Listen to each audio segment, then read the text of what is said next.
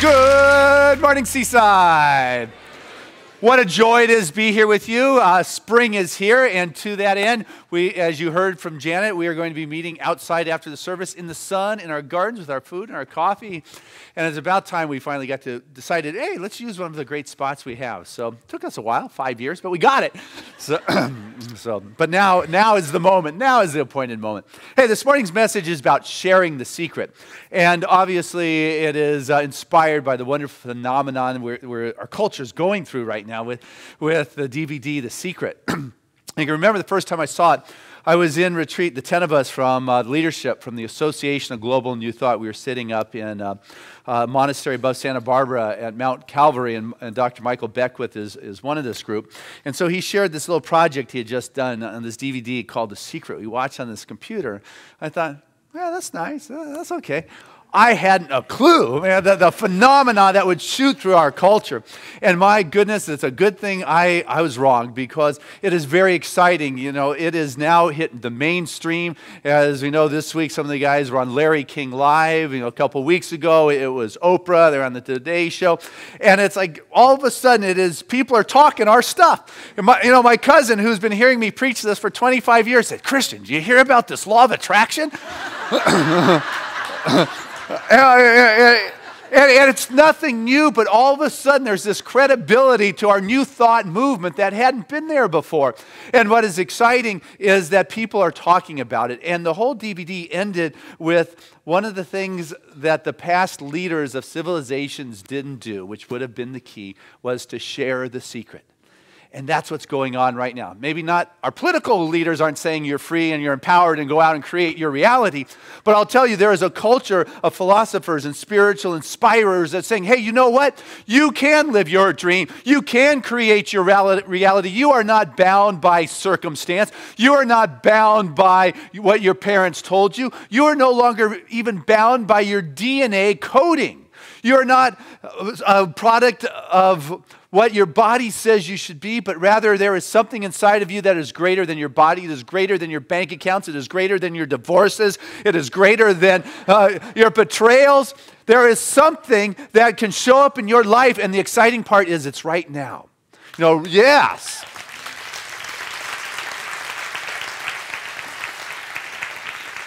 But I got to break the news to our friends. It's not new. Ernest Holmes, he was talking about it. You know, in his book, The Science of Mind, chapter 18, do you know the title of it? Those are practitioners talking right there. Yeah, the 18th chapter is called The Law of Attraction. He wrote this book in 1927, and what he said, hey, it's no revelation to mind, guys. It is a compilation of that wisdom that has woven itself through all the cultures and the great teachings, and he just compiled it in 27. But I'd like to share with you, something that he did write about. He said, thought can attract to us that which we first mentally embody, that which has become a part of our mental makeup, a part of our inner understanding. Every person is surrounded by a thought atmosphere. And this mental atmosphere is a direct result of their conscious and unconscious thought, which becomes the direct reason for and the cause of that which comes into our life. And through this power, we are either attracting or repelling. Like attracts like. And everyone automatically attracts to themselves just what they are, and we may set it down, and that whatever we are, however intolerable the situation may be, we are just where we belong. There is no power in the universe but ourselves that can free us from this. There is no power outside that can free us. We are the point of power in our life. And that power comes from a feeling. That power, it's not the words that we're speaking. I mean, words are nice, but the words are not what creates. It is the passion, it is the feeling, it is the sense that sets forth that vibratory frequency that harmonizes that stuff, that form in this world, that brings it into our life. We are the creator, we are the inviter, we are the attractor of the forms in our life. And we do that with our thinking. We do that with our mind. And the power comes when we become aware of this law of attraction, because it's working all the time. You know, what goes around comes around. Willie Nelson, he said that one in one of his songs. It's done unto you as you believe. These thoughts are not new, but when you can become conscious of them and choose to consciously use it in your life to create the greater good, to create your experience, to create your reality, that's where the power is. But it's always working.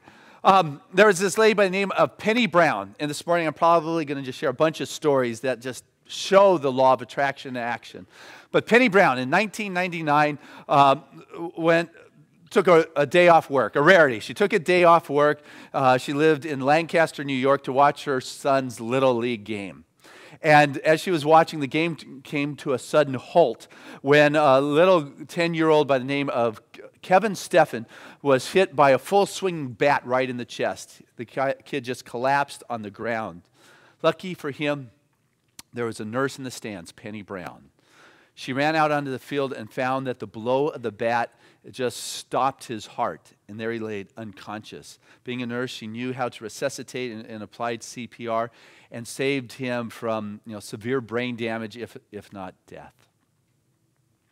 7 years later, last year in 2006, Penny Brown was having dinner in a restaurant in Depew, New York, when she began to choke on some of her food. It got stuck in her wherever it gets stuck. I like those medical terms. That's why I'm a minister. But it's quite serious. I mean, she passed out from lack of air. The patrons of the restaurant started screaming. There was panic. Said somebody do something. Nobody knew what to do except for a dishwasher in the kitchen, who ran out and applied the Heiligman move and popped out what was ever in there. The amazing part is it was a 17-year-old boy by the name of Kevin Steffen who had become a volunteer fireman who was there 7 years later. If she had not saved his life, he would not have been there to save her life. And usually what goes around comes around isn't so blatantly clear like that. I mean, that isn't usually the way that works. But I'll tell you what, when you give in one place, what happens so often, people look for that one place for your good to come out, forgetting that God or that infinite source is everywhere. And as you give here, it begins to come back into your life. If you're giving without the strings, if you're sharing, if you're rushing out into the field, if you're giving what it is, that passion, that life force, what comes back to you is here, here, and here. There are many streams in which Spirit can show up in your life. But what happens is people get focused thinking, I'm giving here, and this is where it's supposed to come back, this finite little piece, forgetting that we are dealing with the infinite here. There is so many different places for Spirit to flow back into our life. And what matters is that we are the inviter and the attractor, the divine attractor into our life and our world. And so if what is going on in your life doesn't feel right and doesn't look good, you are the one who gets to choose how you're going to respond to that. You are the one who's going to decide, how is it that I feel about what is taking place here? If it doesn't feel good, you have the opportunity to lift it to a higher level of what feels right in your perspective. Because if you're living in that world where the resonance you are putting out there feels good, what comes back to you is feeling good. If you have a decision to make in your life and, this one doesn't feel good and this one feels good, which one should you take? Yeah, the one that feels right. Abraham or Esther Hicks, made popular in this modern time, that somehow good. Let's see, feels good. Help me out. Oh yeah, good feels good and bad feels bad. What a simple concept. Good feels good and bad feels bad. So if you got a decision, if you're taking the time, you go within, what feels right? Because if you're living in that energetic flow of it's feeling good, that's the vibration you're putting out, and what you're attracting back is good. If you're doing something out of obligation, if you're doing something because you have to, if you're doing something that doesn't feel right, the energetic you're putting out there is attracting back into your world that which doesn't feel good, that which doesn't look good, that which takes away from you, that which depletes your energetic expression.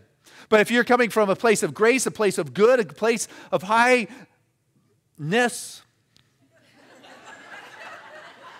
you got the picture. This is the law of attraction. Hey, yeah, thank you.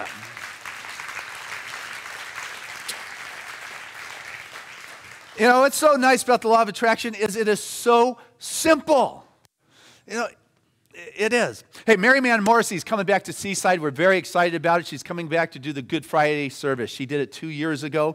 This was the first time she came out in public after having lost the Mecca of the New Thought movement. Here was this masterful manifester created, literally the Mecca of New Thought, 100 acres outside of Portland. It had grounds. It was a retreat center. People came from all over the country and world to stay there and be part of it. And because of the grandeur of her thinking and some inappropriate people around her, the place crumbled and she lost it. And I mean, that was, imagine being like a person talking about prosperity and then losing it all. It just doesn't feel good. And so anyway, she's going to be here for Good Friday, and she's doing a talk, Value from the Valley. And I trust there's some value that she has to share with us. But I want to share with you something from her book, No Less Than Greatness. It says, try to remember that the facts of your life carry no more weight than the meaning that you attach to them. She wrote that before she lost it all. So remember that the facts of your life carry no more weight than the meaning you attach to them. Facts change and can be examined from alternative angles and possess no more power over us than the credence that we give them. If we believe they are powerful enough to stop us, they'll halt our progress. If we believe that we can look higher, and if we look from a higher place, if we look from what I call the God thought, behind every action and intention, nothing in the world can stop us. If we look from that God thought, that was my talk last week. Remember looking from the God perspective? If we can look from that God place, which is why it's imperative that we become acquainted with the God perspective, if we choose to become familiar with that which feels good in our life, to be able to see as God sees. So if the facts say, hey, my life looks like it has just crumbled, how can I see good here? How can I see the presence of God if I want to attract into my world greater good?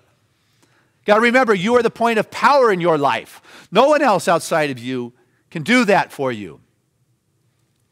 In the sacred writings, it said, Isaac sowed his seeds in the land, and in that same year, he reaped 100-fold. He sowed his seeds. He sowed what he had in the place that he had. See, that is the key to the law of attraction. You don't have to go anywhere. Right where you are. And it doesn't matter what your bank account says. Right where you are, you can declare your prosperity. Right in the land that you are, right now, who you are, no matter what age you are, no matter what your situation may be, whether it's your body is falling apart, you are not bound by the precedent there. The universe will conspire to honor that seed that you have planted in the ground. That is the law of attraction working. Emma Curtis Hopkins, she was considered the teacher of teachers. She was Ernest Holmes' teacher. She was the Fillmore's teachers who started Unity. She was the teacher of the ones who started Divine Science. She was the first editor of the Christian Science Monitor. Emma Curtis Hopkins said that truth is not slow. Truth is quick. It is quick to manifest in our life. So what seeds are you planting? I learned at an early age the way this works. It was getting close to Christmas, and my brother, I don't know, he's maybe 8 or 9, his name was David, and he wanted a mini bike for Christmas. And this is what he was going to ask Santa Claus for. And, well, you know, I'm the older brother. I know about Santa Claus, and I knew our situation in life. I knew there was no way in the world in which he was going to get a mini bike for Christmas. And so, you know, he started taking out the motorcycle magazines and, you know, hanging up the pictures in his bedroom with mini bikes, little motorcycles. And so as big brother, I had to really let him know that that wasn't going to happen this year.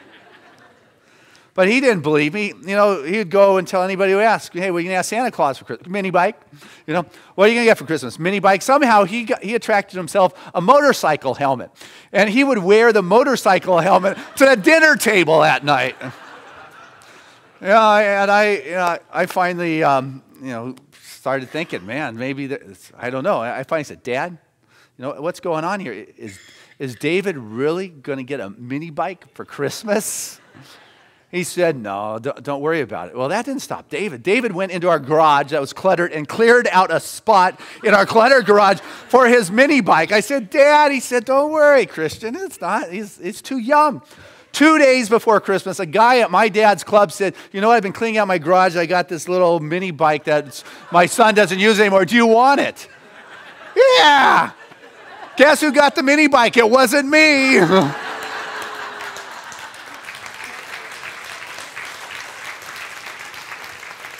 That is the law of attraction. That is the power that is there. That is the vibration that goes forth. It is a feeling. It is not words. We don't create with words. We create with the emotions. We create with the feeling. We create with the passion. We create with that God juice that is inside of us, not with the words that come out of our mouth.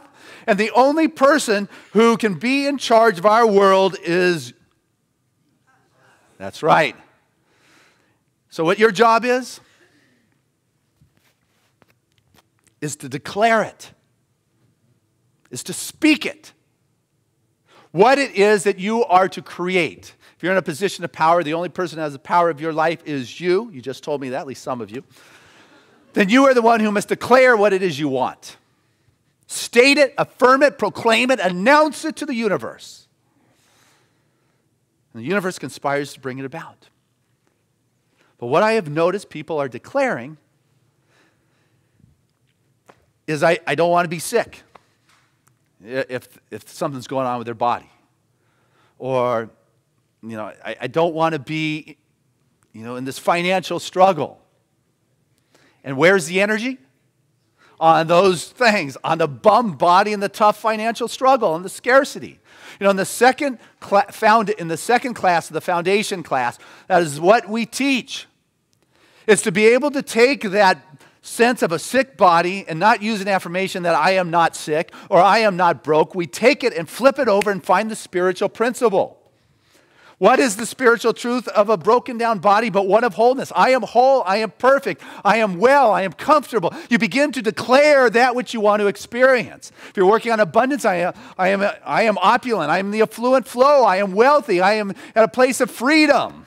I have a surplus of cash. What you want to do is declare and speak that which you want to attract, because the energy goes where on the noun there. And if it's sickness, that's where it's going. I don't want to be sick. Oh, sick you can have. You've got a power that is moving through you. You hear so much about the power of positive thinking, but I want to remind you the power doesn't lie in our thinking. There is a power that moves through us to create. And so you want to articulate and speak what it is you want to create, which is why those that are fighting, which is the DVD reminded us, those that are anti, whatever, give power to that which they're fighting. We've seen what the war on terrorism has done. It's created more terrorists than we could even imagine. Ever watch anybody that is fighting against the war? They are some of the most angry, vicious, war-thinking folks I know. But if you can begin to speak for peace and take a stand for peace, and this is what you're proclaiming and declaring and putting out to the world, you're going to watch a transformation take place. We've got a wonderful group that's here at Seaside that's working to create a Department of Peace in Washington, D.C.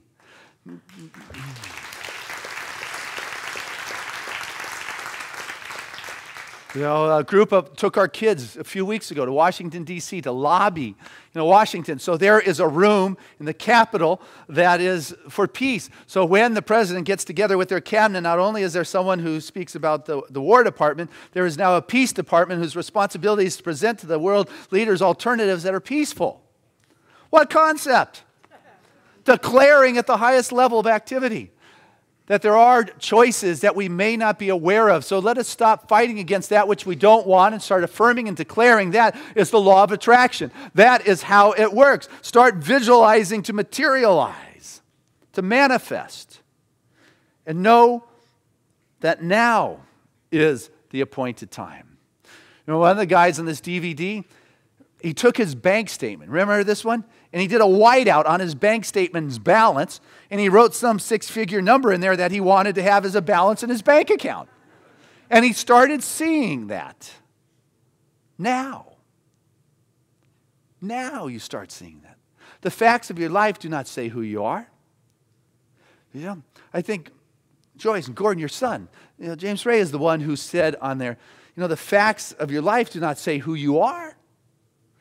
It's only a statement of who you have been. Yes. That's right. That's your kid. You got to be pretty proud of him. You taught him that. All right. That's it. The circumstances of your life do not tell you who you are. They tell you who you have been. They tell you what your thoughts have been. It tells you what you have attracted into your world. It tells you your stream up into that point, but at this point you can change. At this point you can set a new motion in cause, is what Ernest Holmes tells us, that all the great mystics, it says at any moment you can set a new cause in motion. What is going on is just the facts of where your thoughts have been, what it is you have attracted.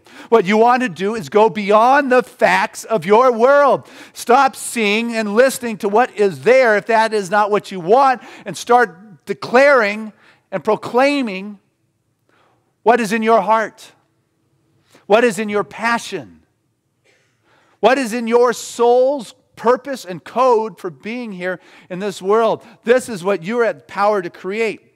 I love what Einstein said. This quote I've used many times. It said, imagination is a preview of the coming attractions.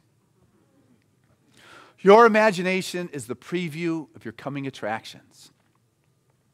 But you got to believe it. You can't buy into the facts. There was Catherine Hyde was her last name. I'm trying to get her middle name. Anyway, Catherine Hyde in 1978 was driving her beat-up old Datsun down the freeway late at night when the car just kind of quit.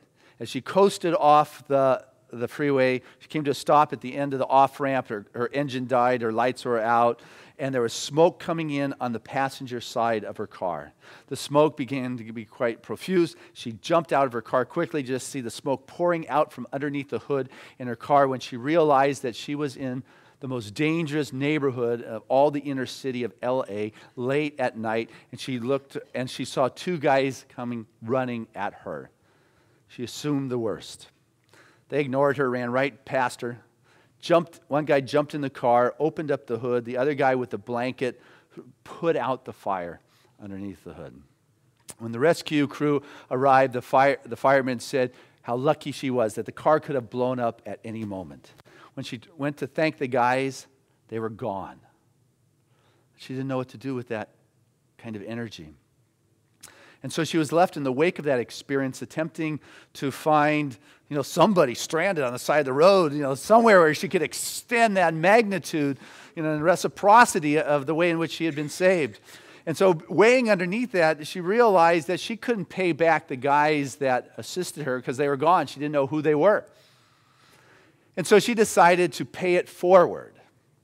And so this idea just sat with her for years until 2000, she published a book called Pay It Forward, whose main character was Trevor, a kid in school who got the assignment from his teacher to go do something that could help change the world for good. And this little kid came up with the concept, if I could just do something really good for 3 people and they wanted to pay me back, and I told them they had to pay it forward, then that would be 9 people that would be touched. And those 9 people would then touch 27, and those 27 then would touch 81, and then the math after that's beyond me.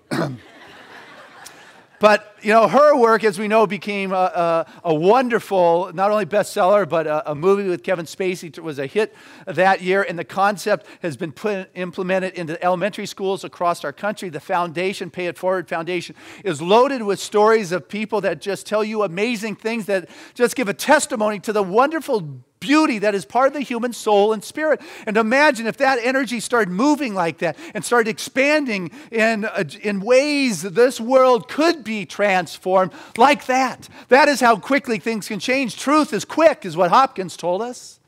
If we can begin to participate and to practice those things that we know are true, because big or small, it's only in our thinking. Ernest Holmes writes in The Science of Mind is that there is no large or small in spirit.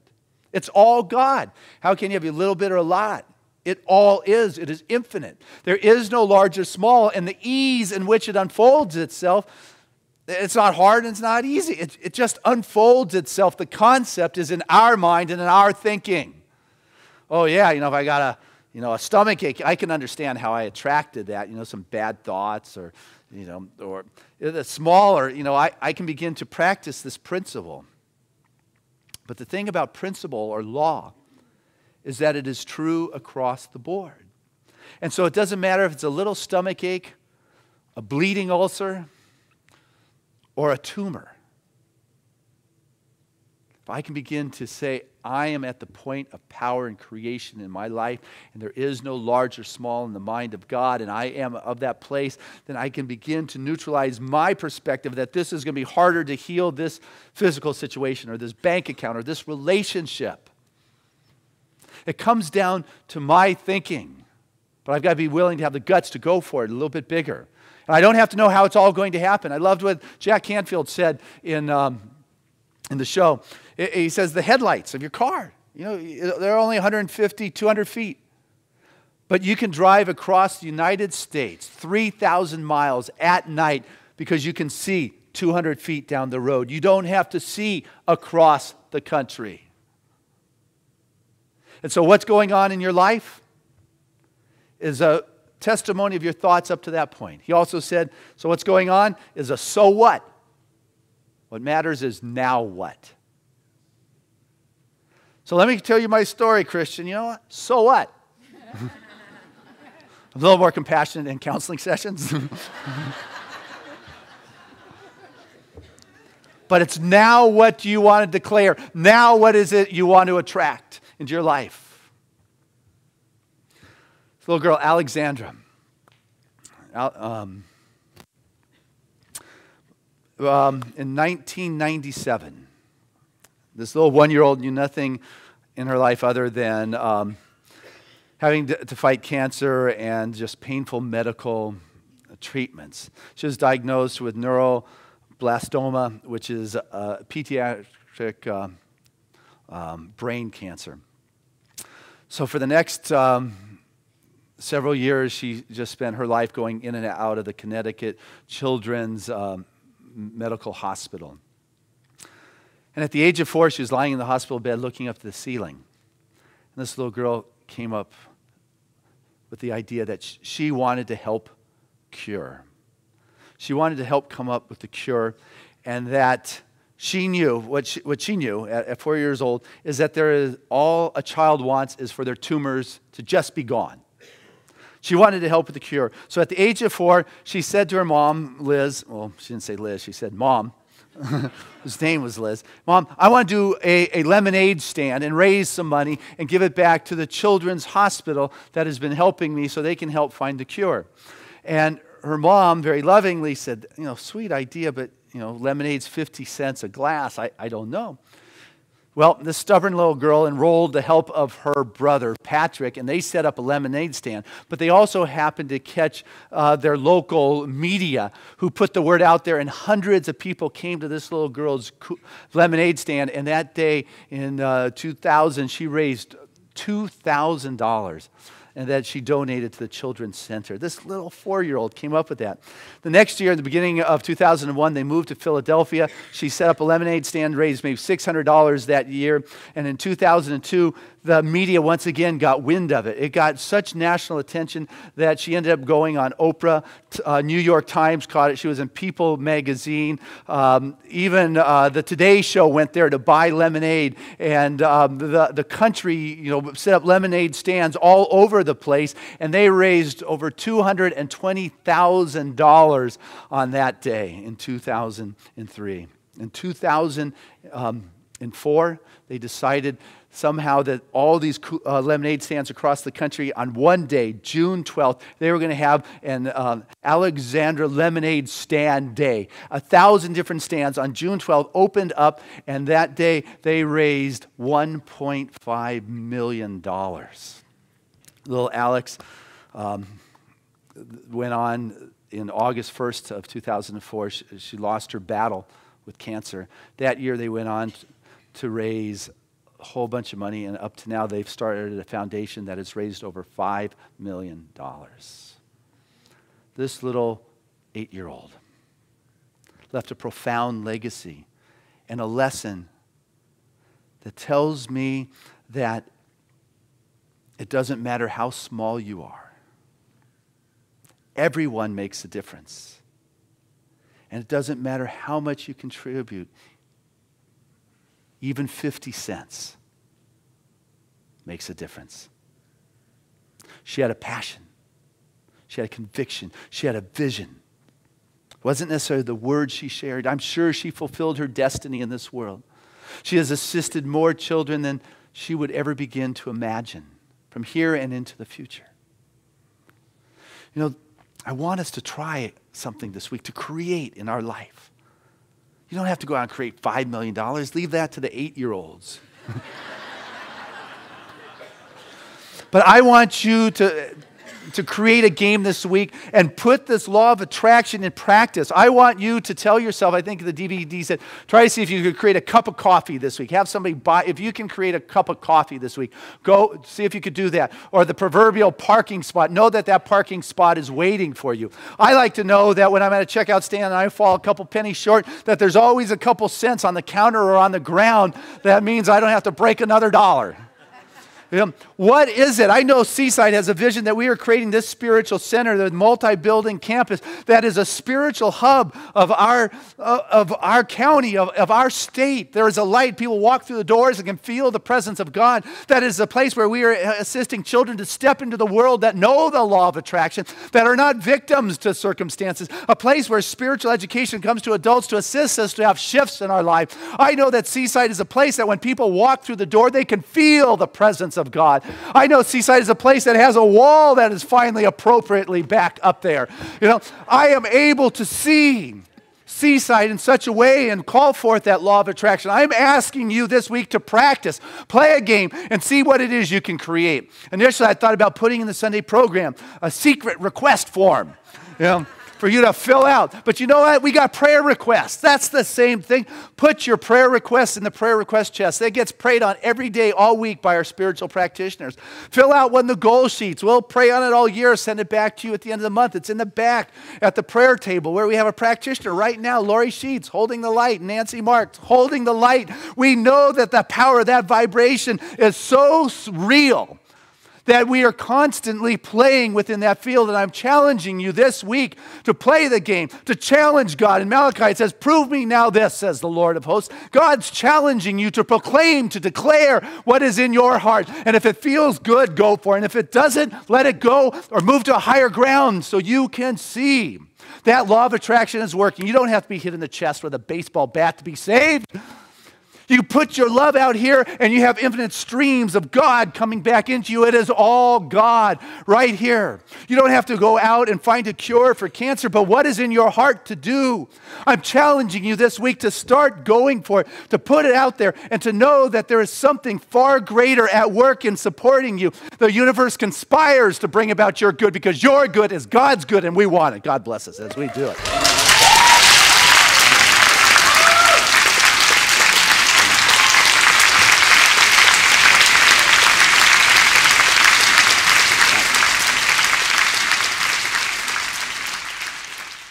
So I'd like to invite the ushers to come forward as we do take our gift from our heart. Again, with a lot of heart and soul and passion.